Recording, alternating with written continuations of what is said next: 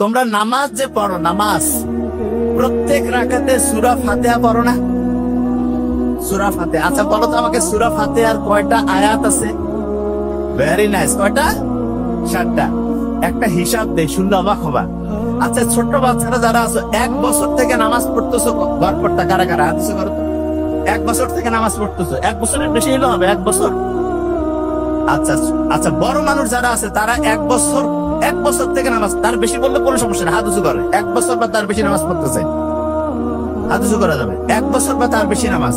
আচ্ছা একটা ইন্টারেস্টিং জিনিস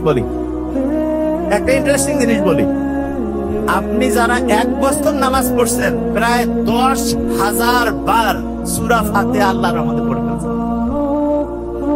10,000 বার। কাউকে যদি আমি বলি এই 10,000 বার সূরা ফাতিহা পড়ো, কিন্তু হবে না, এটা কি সম্ভব?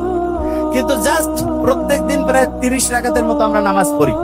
ফজরে 4, জোহরে ধরলাম 10, আসরে 4, মাগরিবে ধরলাম 7 বা 5, এশায় ধরলাম 9, গড়পড়তা প্রায় 30 রাকাত। 1 মাসে 900 রাকাত, 1 বছরে 10,800, আরো কয়েকশো বাদ দিলাম, 10,000 বার সূরা ফাতিহা আমরা পড়ছি। লাভটা কি হয়েছে? বিজ্ঞানীরা দেখছে সূরা ফাতিহা যে শুরু হয় আলহামদুলিল্লাহ দিয়া, শুকরিয়া আদায় করা। বিজ্ঞানীরা বলতেছে প্রত্যেক দিন সকালে উঠে তুমি যদি শুকরিয়া আদায় করো, এই যে চশমা, শুকরিয়া আদায় করো যে হ্যাঁ আমি ভালো আছি, তখন আমাদের শরীরের মাথা থেকে শুরু করে প্রত্যেকটা অংশ অ্যাক্টিভ হয়ে যায়, খুশি হয়ে যায়। যেমন আমি যদি বলি এই ছেলেটার খুব অসাধারণ ব্রেন, এই ছেলেটা অসাধারণ কিছু করবে, মনটা চাঙ্গা হয়ে যায় না? এইরকম যখনই আমি আল্লাহর কাছে শুকরিয়া আদায় করি, আমার শরীরের মাথা থেকে শুরু করে প্রত্যেকটা অংশ অ্যাক্টিভ হয়ে যায়, খুশি হয়ে যায়। এবং এরা যখন খুশি হয়ে যাবে, যে কেউ খুশি অবস্থায় বেশি কাজ করে না কম কাজ করে?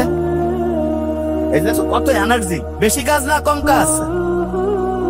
তাইলে আমাদের মাথা থেকে পা পর্যন্ত সবগুলো জিনিসকে যদি আমি খুশি করতে চাই, আমাকে আলহামদুলিল্লাহ বলতে হবে। কি বলতে হবে? তা আলহামদুলিল্লাহ তো এমনিতে বলতে মন চায় না, এই জন্য আল্লাহ নামাজের মধ্যে প্যাকেট করে দিয়ে দিছে। প্রত্যেক নামাজে আমরা সূরা ফাতিহা পড়ি, আলহামদুলিল্লাহি রাব্বিল আলামিন দিয়ে শুরু করি। আল্লাহর কাছে হচ্ছে শুকরিয়া আদায় করলাম, আমাদের শরীরের যত অঙ্গ প্রত্যঙ্গ আছে এরা খুশি হয়ে গেল যে আমরা ভালো কাজ করতেছি, তখন কাজের গতি আরো বেড়ে গেল।